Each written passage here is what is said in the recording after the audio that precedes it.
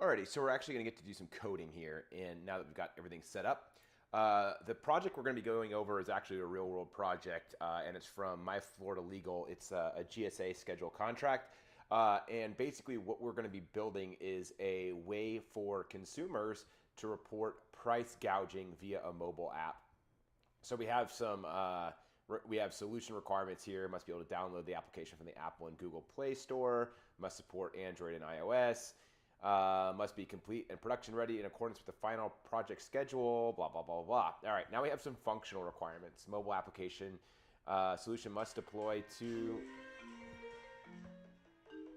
Oh, I've got a phone call. Then I have vendor must host and manage the application in a secure environment. We've already set that all up, so that's good to go. The application must provide continuous services reporting and analytics to OAG throughout the term of the contract, which includes the plan to provide continued services to OAG. So this is basically saying they want, any fixes or anything to, you want anything to kind of like anything that comes up, they want you to take care of. Oh, sorry, I was interrupted by a call, so I have no idea where I was. I know I was going through the requirements here, but I don't know where I picked off. I think I was at this home screen. So we have a home screen requirement that that it's branded with the Attorney General, Florida Office of the Attorney General. And so if we actually look at the website, we can see what their branding is. So this is kind of what it looks like. So it's pretty white with some gold. So basically, grab the logo, and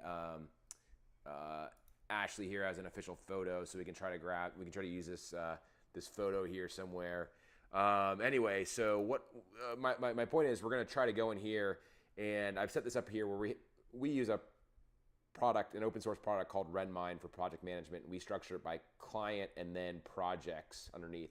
So we're under here in the project, and we'll add a new issue. So we'll say chore, add branding to add branding to app to the app, and then we're going to give it an effort point, which those of you who are agile will know what effort points are. We go on a 0, 1, 2, 4, 8, 16, 32, 64 point scale. This is pretty minor, so I'm going to do a 4, and then it's going to go right into our backlog. You'll see how we do that in a second.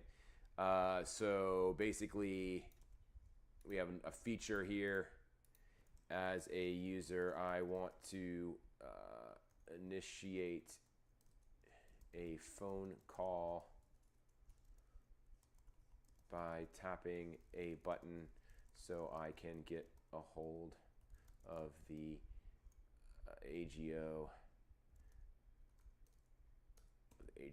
And so again, target effort points, this is very easy. 2. We have, and I totally got the Office of the Attorney General. As a user, I want to click a button. I want to navigate to the AOG homepage by clicking a button. So that I can get more information on the office. Again, very easy, so we'll make this a 2. Main button, okay, to submit a price gouging complaint. So basically, as a user, I want to submit a complaint so that I can alert a OAG to price gouging. Okay, so this is going to take into a lot of different requirements. So we're going to make this a 16 point. Actually, we'll make this we'll make this a 16 pointer. And then there's more requirements down here. They go right into a lot of the requirements. These would be normally requirements of the user story, so I'm not going to create separate tickets for these. This is just explaining the different categories that need to go in there. So as an admin, I'm looking at this right here, this requirement right here. select declared state of emergency from drop-down list that will need to be updated throughout hurricane season. And we'll be supporting this, so we don't need to build an admin interface. We can, as an admin, we'll be the admins. I want to add a declared state of emergency so users can select it without having to redeploy the app. So we just need to be able to put in a new declared emergency. Then the effort point, we'll just do that directly through Dynamo since we're going to be the admins. DynamoDB is the database we're going to be using, so that's a really easy one. We'll make that another 2-pointer.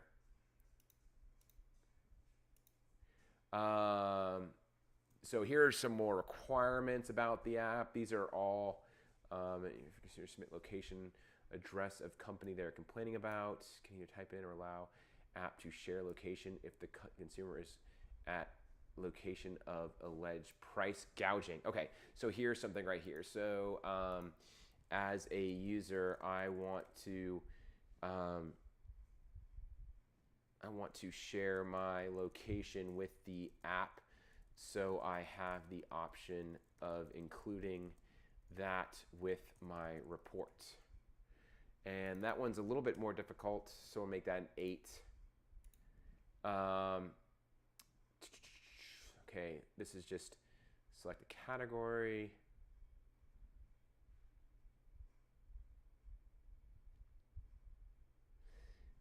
We could break this all into separate tickets, but I don't think we need to. Okay, so again, more requirements here. This is going to be the next form that you go to afterward. Technical. Okay, so that's pretty much it. Okay, so then chore down here. They want a REST. Integrate with AOG web service using a REST architecture or a hosted. Okay, they want REST access. So provide REST-based API. That's going to be a little bit challenging because we have to do some authentication. And we're going to go and create and continue. So that should be a pretty good list. Now, what we do is, this is our backlog. So we can basically go here and see backlog. And backlog is anything that hasn't been put into an iteration. So what we're going to do is we're going to select, we can just select all of these, and then we're going to go static, we're going to edit them, and we're going to assign them to me, and then target version will be, it'll be due 4/16. Our iterations are 1 week long, so we're going to do all the tickets in one iteration. And what we have here now our backlog is empty, obviously, but we have the current iteration view, which will show us a current iteration. So we have 42 effort points we're going to knock out in this week. And that is the basis for our workflow. So what we need to do here now is we have these version numbers. And if you look at the README in the project,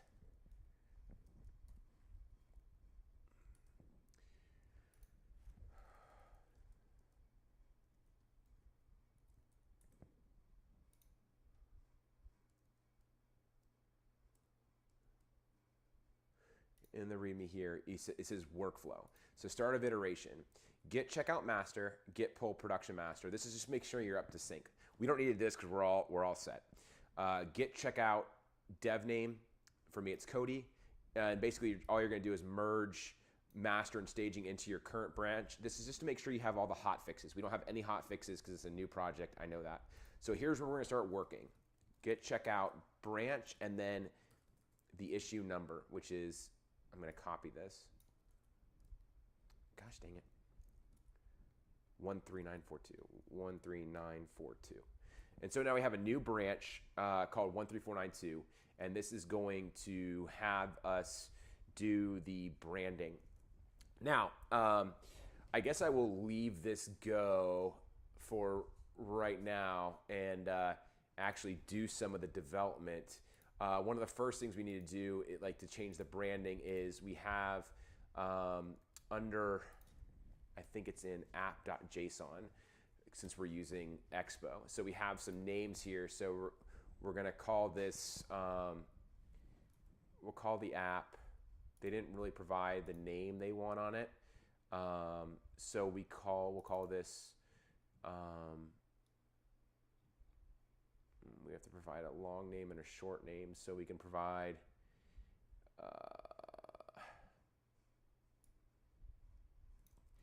so we can call this AOG. We can just put this in here. We can change this as need be. And then we'll just call this OAG for the short name.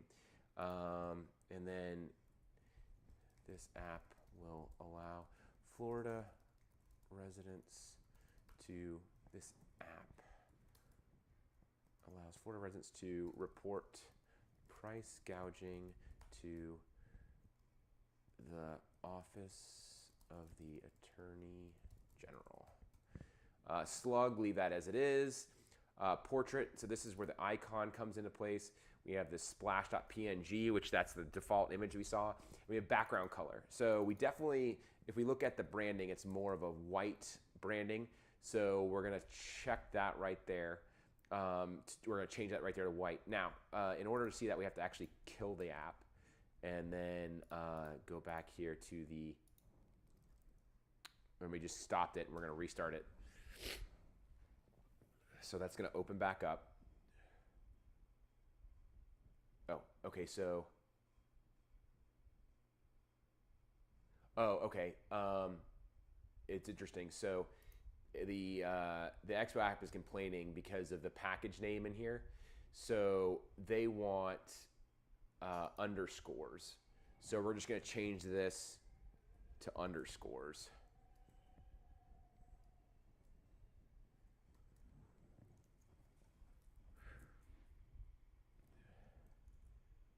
So I don't know if you saw the white, but that was the white. Let me see if I can do this. See, there it is. But the image is taking up most of the screen. So you see the white borders now. We have white, but we still have this large splash.png, which is right here. That's why that looks like that right there. So what we're going to do is, and I'll pause this, but I'm going to go make a new splash screen to show there. Okay, so now I added some, as you can see, I just added the graphic there so you get a nice splash screen when you come in. The next thing we're going to do is we're going to have to remove the requirement to be logged in. So this whole thing up here is not going to, we don't need this header at all. So we can just sign out. And we're going to remove this sign-in piece that requires this sign-in. So again, I'm going to pause that since you don't really need to see that at all.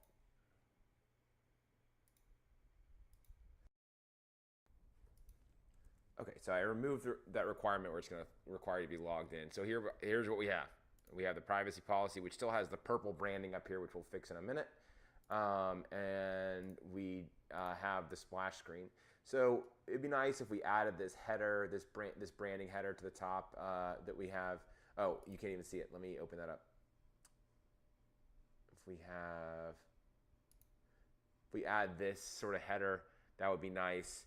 So let's first look at changing the branding. So to do that, we're using Material UI themes. So if we go into styles and we have this MUI theme, so we have here, let me get rid of these. We have this color, which is, this is the color that we have. So if we just do white, we should lose that purple color. And now we just have that white. Now we have an issue here where we can't see the arrow, but now we're looking more and more like the actual branding that meets the requirements of the website. So we're kind of coming along really nicely here. I'm going to remove a couple things here, where just to set back to defaults.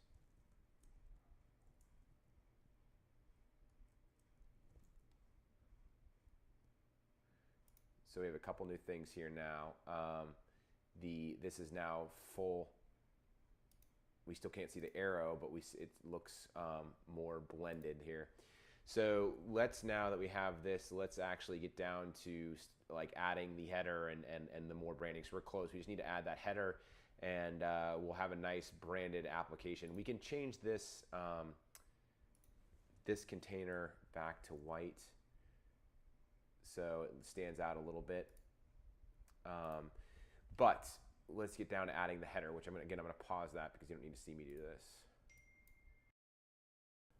Okay, so I'm not going to keep doing this over and over, but I just want to give you an idea. So now we have this branding, and you can see we use the gold from their site, and we use their banner here.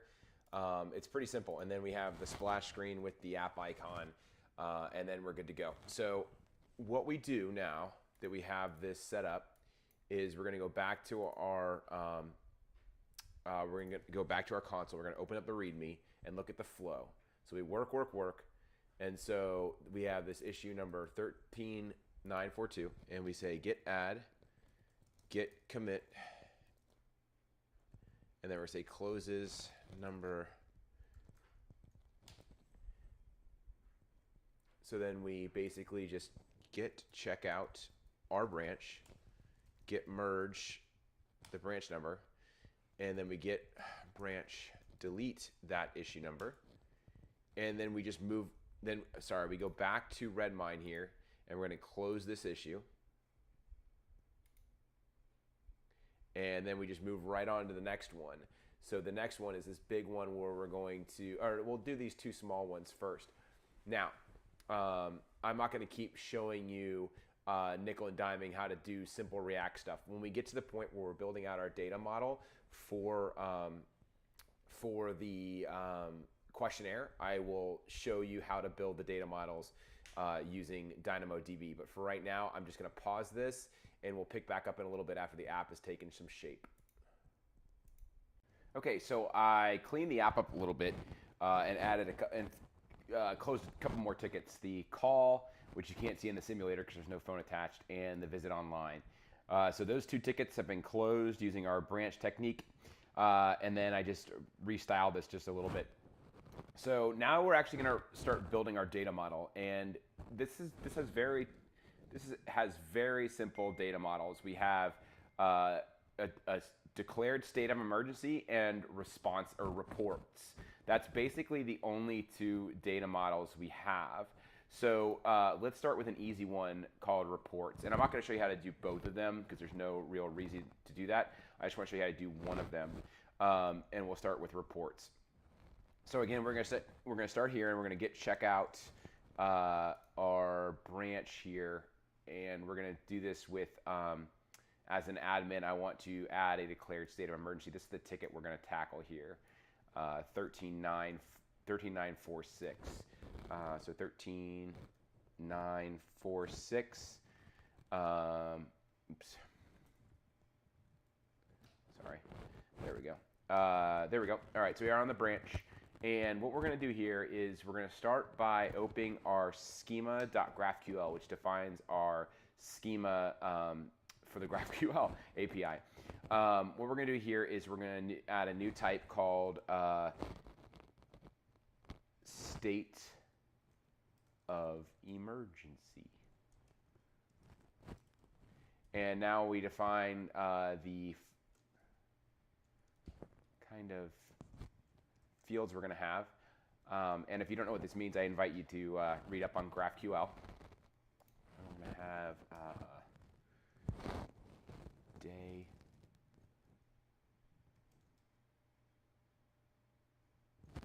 Sorry, I got to take the phone call.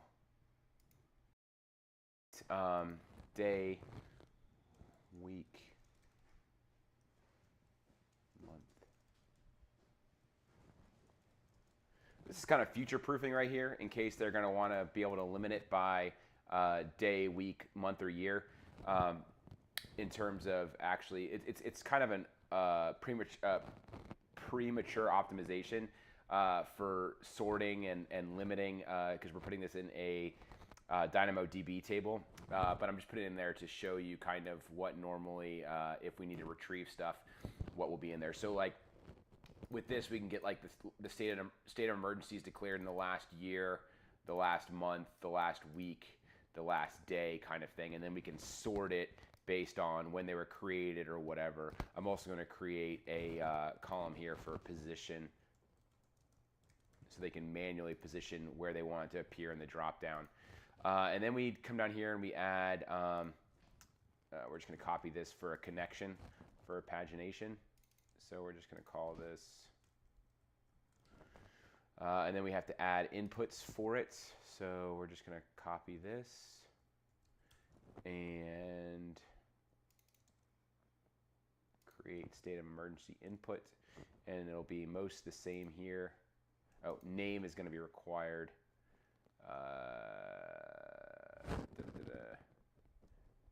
Day. No, these won't be required. We don't need those.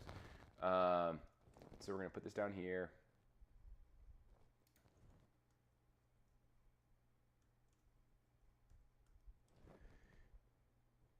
So this basically says when you create something, we're going to say you don't have to pass an ID because we're automatically going to generate an ID if one isn't passed. You do have to pass a name. Everything else is optional. Finally, we have to go down here and we have to define a couple of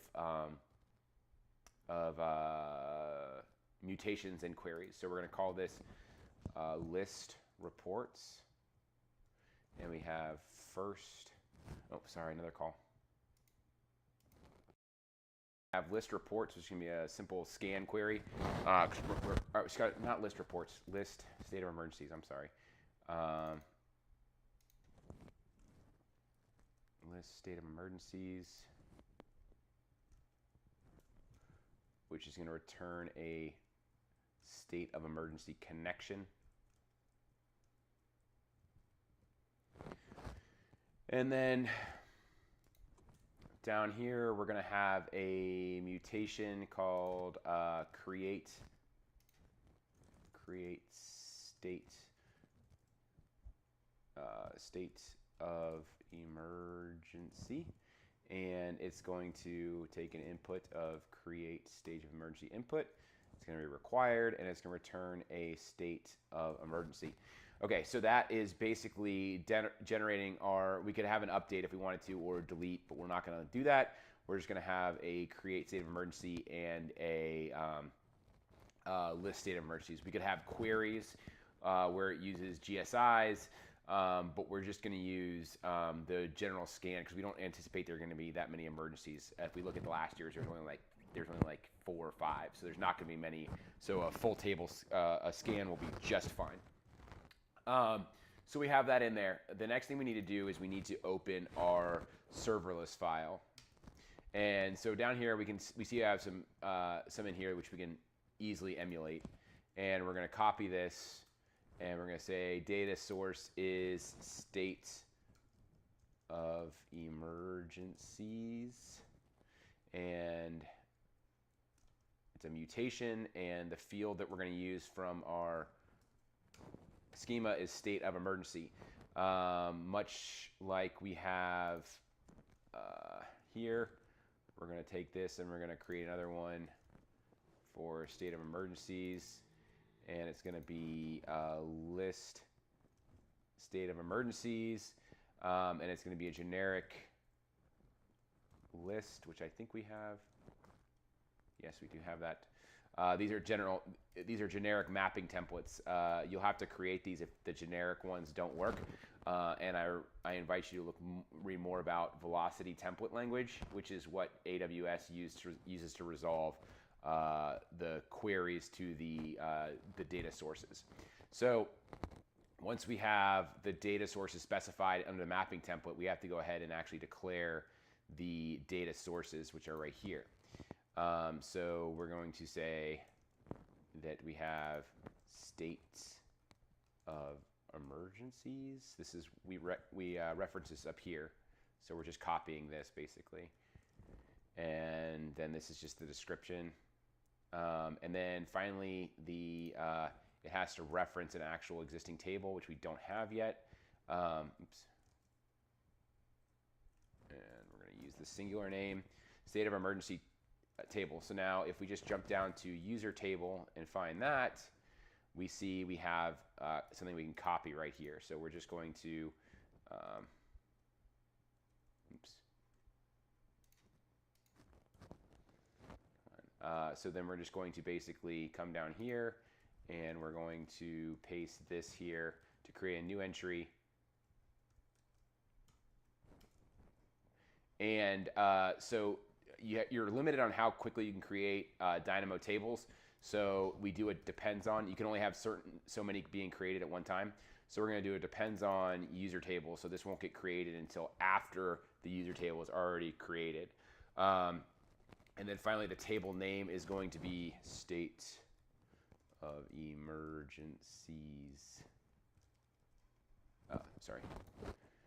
And then that's it. So now once we have that all defined, we need to actually push that up there. So we are going to cover deploying in another episode, but in order to actually run this locally, we have to actually deploy this. So what we're going to do is we're going to do a little cd into serverless, and we're going to SLS deploy, which is going to create those tables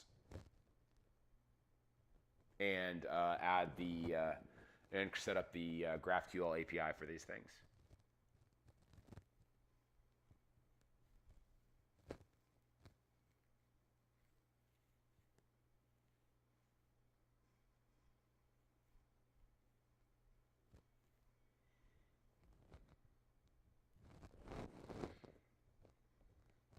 While it's doing that, I'm going to grab something from another project here, from another project that we used. And this is just a very simple way to bootstrap some data.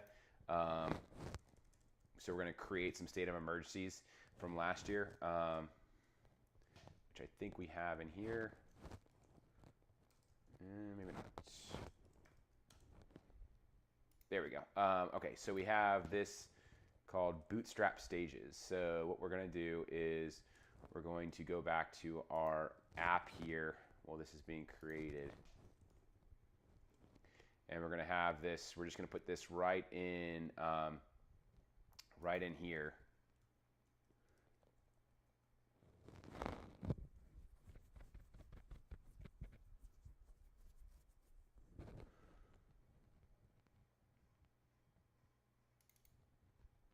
And we're going to call this bootstrap state of emergencies.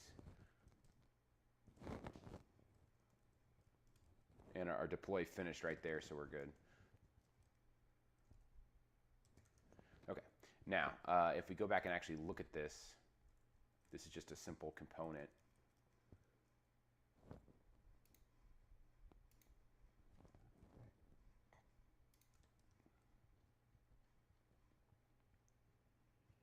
That we're going to actually just put right here for sake of simplicity.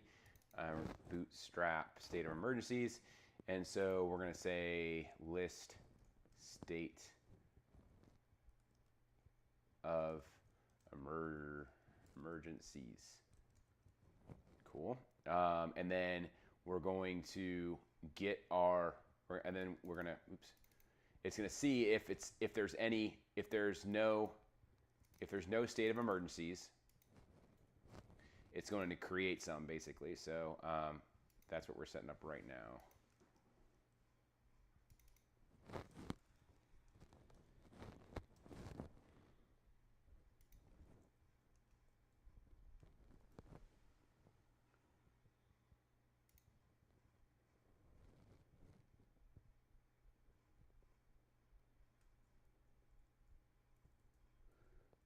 We're just going to do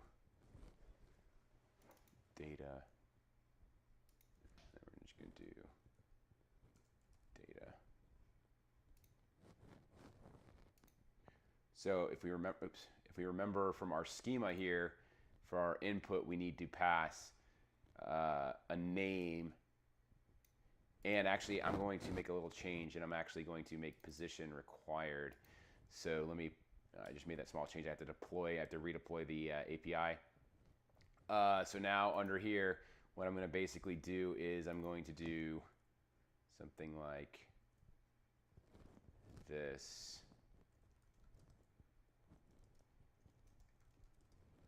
And then I'm going to go grab the names from the existing state of emergencies, which we have right here.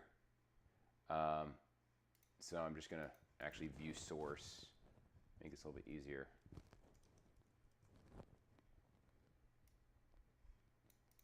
Oh, man, that is bad HTML.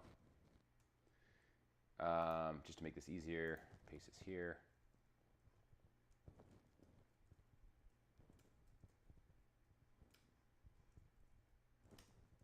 And it looks like they actually are breaking it out by year anyway, so we can add that also. So we can call this name,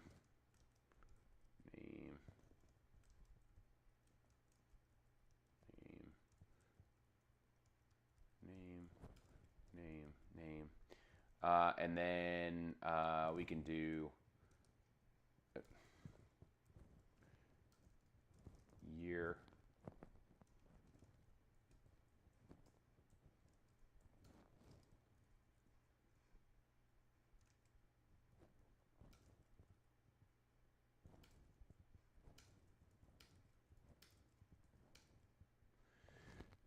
And then finally, we can pass position.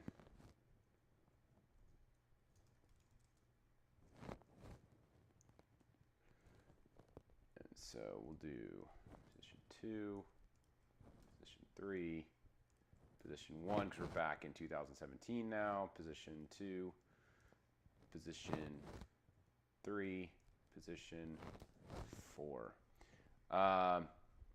There we go. Now we just need to wrap these up like this, and I think I may have missed something else. Although I'm not sure what.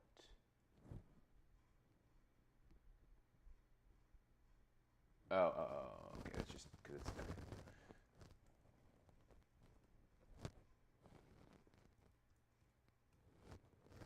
Actually, year is an int, so we're going to get rid of that.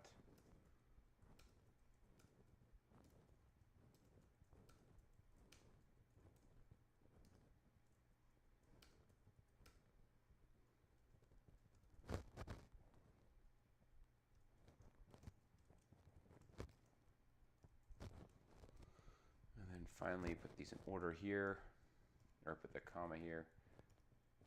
So now we should just be able to copy this here.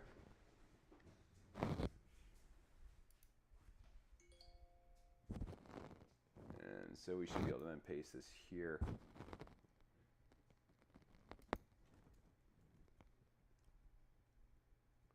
And I'm still not doing something right, maybe because I'm exhausted, but I am not sure what I am doing wrong here.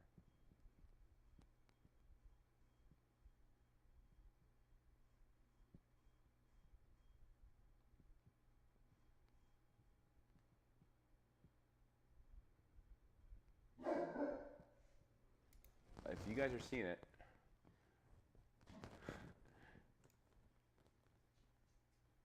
oh, I see it. Duh.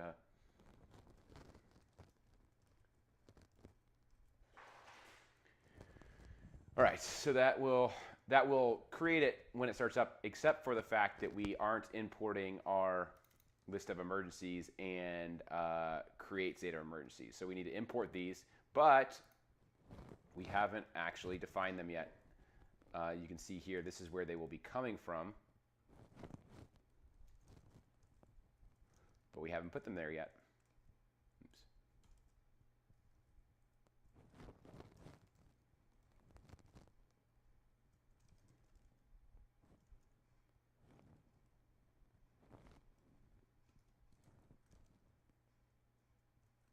So we have to set these up.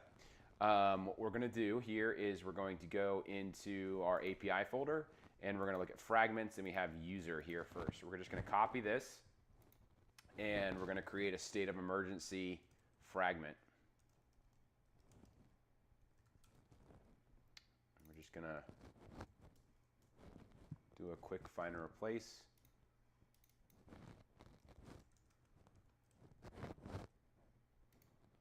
And then we're going to add ID name. Let's go back to our schema and see what we have to grab here.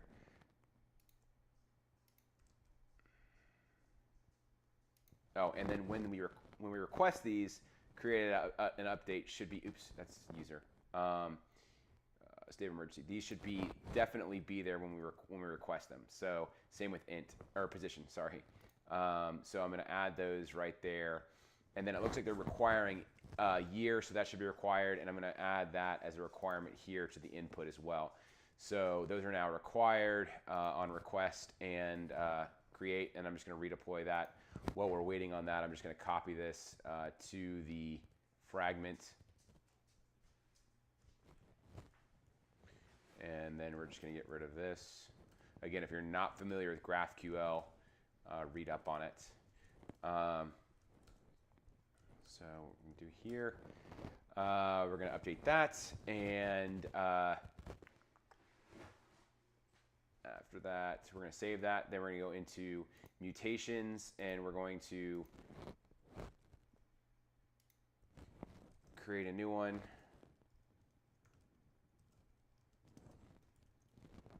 And we're going to replace this again, and then we're going to go grab the inputs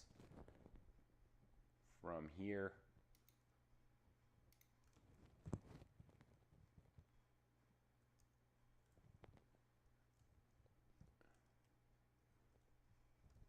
And the syntax for this is just going like this.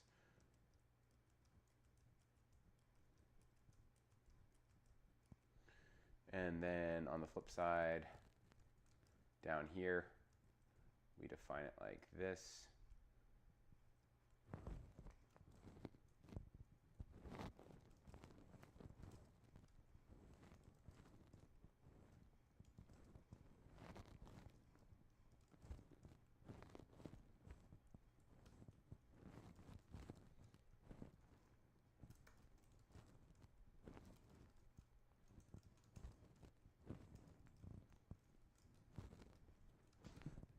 Wipe out all this.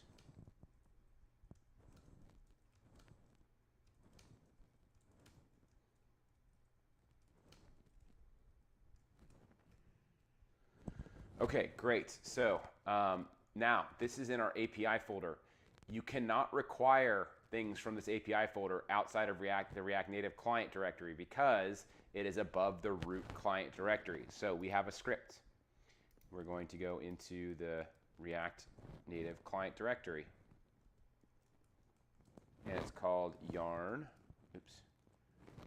upgrade, oh my gosh, yarn upgrade update API, and that will copy all of this folder into the React Native client folder of the same name.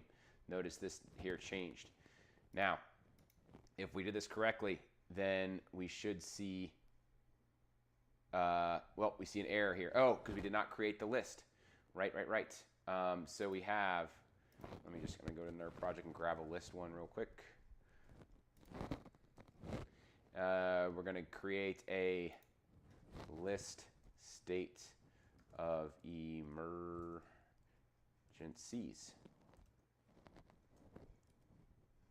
And we're just going to replace stage with state of emergency. And again, we're going to then go update API. And then we can rebuild it. Okay, unable to resolve state of emergency.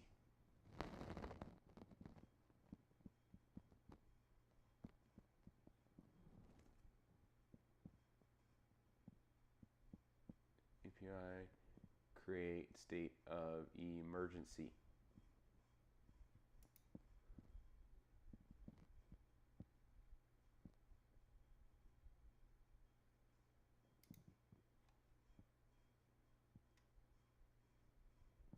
Huh.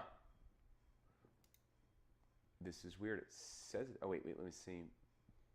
Mutations, create state of emergency. It's right there.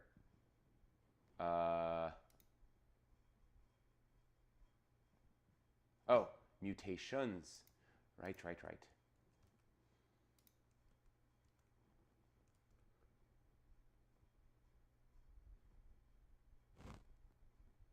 Expecting, okay, great.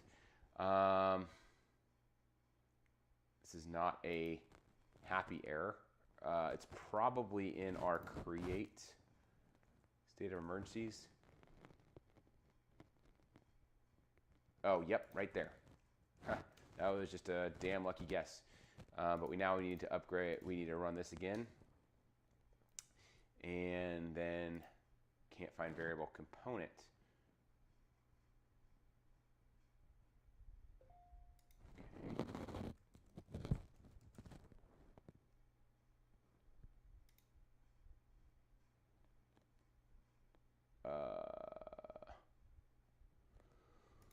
Where is that coming from?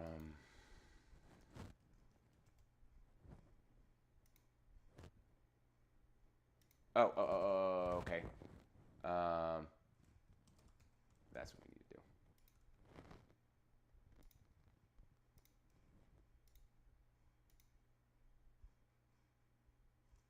Okay, so that actually worked, but how do we know it worked? So let's go to the splash screen real quick. Splash. And then I'm just going to add in here a child prop tag for query, and it should auto import from React Apollo, and the query is list state of emergencies, and again it should state of emergencies should auto import. Let's get the right one. And I want to copy some syntax real quick. List stages. Here it is. And so what we're going to do, and variables, we just want to make sure we get all of them. So we're going to say first 1,000. And then we'll get this. Don't need this. And this will be list state of emergencies right here. And then we just close this down here. And all we're going to do is we're going to, why didn't that close? Oh, okay, see. Then all we're going to put here is text. And then we'll put, oh wait, sorry. Items.map. And this is going to be item, it's going to be a state of emergency. And then we can just put text key equals item.id. And then we'll put item.name.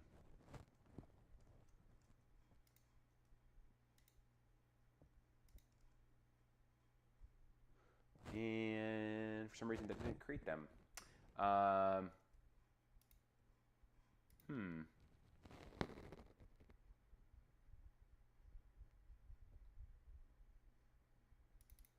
Let's see if we are getting those in the React Native client. So let's go to our Bootstrap, and we're going to see, we're just going to do a little console.log check items.length. And we're going to look at our output right here. Oh, I see what it is. I know exactly what it is. We are not authenticated. So what we have to do here is we're going to have to create a guest user real quick. So I'm going to do that right quick so we can authenticate our API. Let me just put back in here button splash. Actually, I'm going to show you a little trick here. So we're going to go, I want to go back over here to another project, and I'm going to grab cognito pool user. All right. Cognito user pool. Let's see. Main. There we go. So what we want to do is we want to create a dummy user, basically, so we can authenticate our API with a dummy user who has authorization to list and create the domain or the state of emergencies. So what we're going to do here is we're going to go back over to our serverless file, and we're going to find the resources block here. And so what we're going to do is we're going to put that block in there. This is saying create a cognito. This is the type of resource we're going to create, and we're going to call this cognito user API user. And we're going to just say API at gunnertech.com is the username, and value API at gunnertech.com. Name is API, and we're going to kick this off. We have to deploy this to be able to do this. So let's go back and we'll go serverless SLS deploy.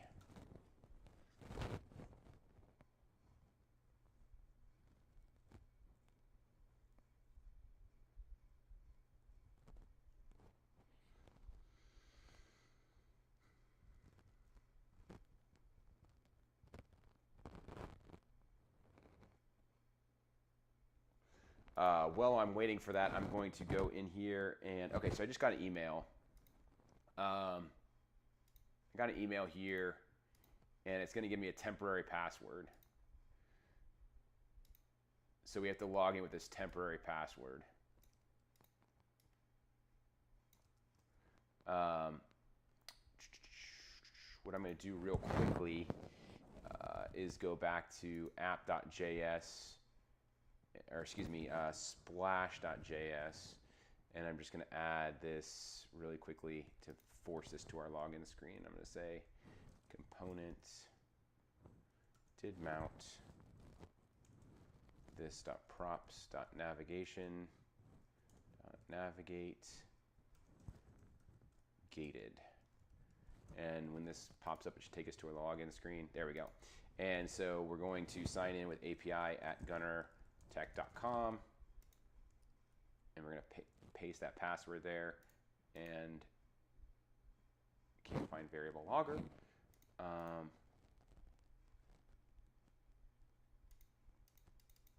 Not sure why it's even trying to find variable logger.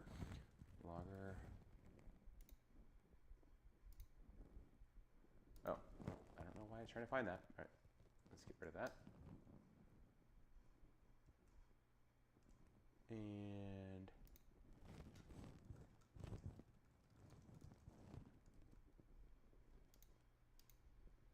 And then we're going to change our password. All right. So what we have to do now that we have our now that we have our new user with a password, is we're going to go in here, and where we have this, you're going to see this app link. So where we have this, we have to add something else right here. So for that, I'm going to go grab something else. I'll be right back. So right here is where it tries to get the logged in session of the current user. When it fails, it drops back to right here. So instead of returning null, we're going to actually return our guest username and guest password. Make sure we're importing env. We are importing env. So then we have to go into env, and we have to create these. New environment variables. So what we're going to do is we're going to go into environments, and we're going to go into development, and that was API at gunnertech.com. Doesn't really matter if you see the password, but I'm still going to pause it so you can't. Okay, so now when we do this, we should be able to clear this input or output and save this, and we should be able to see that the new function, the new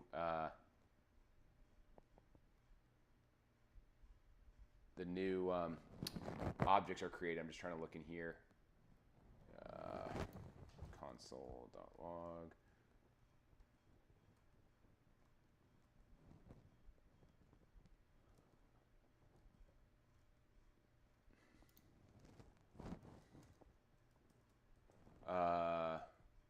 Because that's right. We are redirecting to gated. Let me get rid of that. There we go. Now we should be able to see. We still don't see our. Okay, we have an error here. Can't find variable current user. Where are we trying to find current user? Home.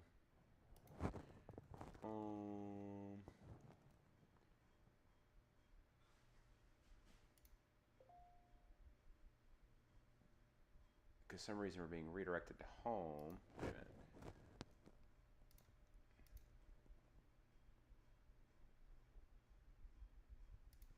Okay, so LOL. That's funny.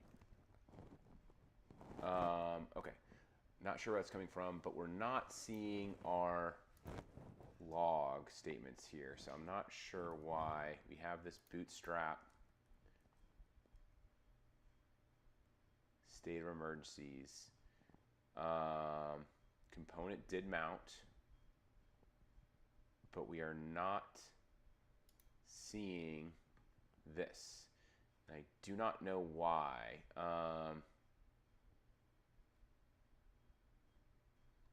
We can put in a catch here, see if there's any error.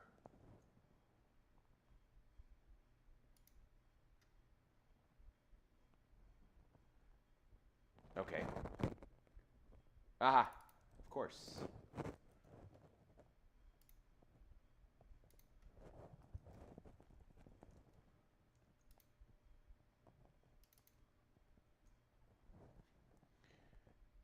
There we go.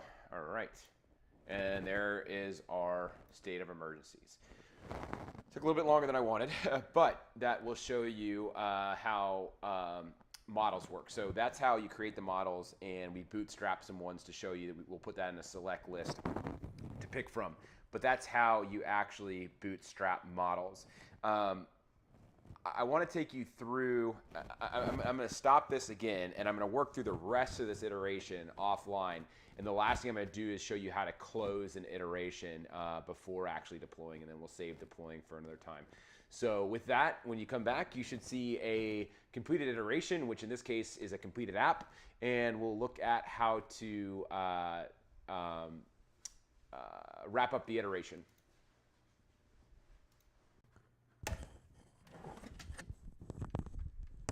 All right, so after I'd say a full day of coding, we're all finished with the app. And so the last time we spoke, we were going through and we were following the process for creating branches for every ticket. So let me just bring back up the tickets here. Here are the tickets. All of these are now closed, so I'm just going to close these. And now our iteration is all done. So here's on the README, we have this section here where this is where we're checking out branches, closing branches, and repeat all the way through the iteration. Now that we're done, we're going to create a new branch, and it's going to be the iteration date, the iteration end date. So this iteration ends on, let's see, it ends on the 16th. So the format is going to be 2019-04-16. So we're basically creating a new branch for that, and we're going to git merge my branch. It's already up to date, so we're good to go there. And then what we're going to do is we're going to git push origin, and this is going to the development origin. We're going to git push this branch. And then we're going to create a tag. So much the same way. We're going to just use that same naming convention with the date. And the tag will be there forever. It'll allow us to roll back to this version if we ever need to roll back to this particular version. And then we're going to push the tag again to the development branch, or to the development origin. And now we have a new tag up there.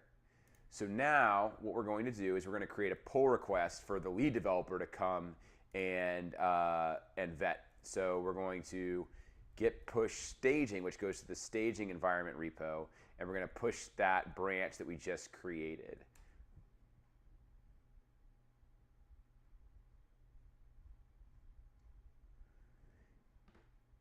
This is saying to go ahead and delete the branch, but I'm not going to do that yet because I want to make sure that our pull request is actually accepted before I delete that branch. So I'm going to skip that. I am going to get back and check out my branch, check out Cody. And then we're going to submit a pull request. And I have the command to do this through the command line, so you don't have to open the console to do this. So basically, all we're going to do is we're just going to copy this line of code right here. And we're going to hit bang. And it's going to create a pull request. There we go. There's our pull request. Now, if we see here, it says pull request ID equals 1. So the person reviewing it will get that pull request ID, and they're going to review it. They're going to review it. They're going to look at it. They're going to critique it. They're going to send it back. They're going to do whatever, and then, or they're going to actually approve it. Now, I'm just going to approve it since I am the actual person who did this. So I'm going to go ahead and I'm going to then, again, use this command to actually accept the pull request. And that, my friends, is the end of the iteration. We have a one iteration product in the books. The only thing we have left to do is deploy it, which we're going to take on in the next video. So congratulations, you have a fully functional application. Talk to you next time.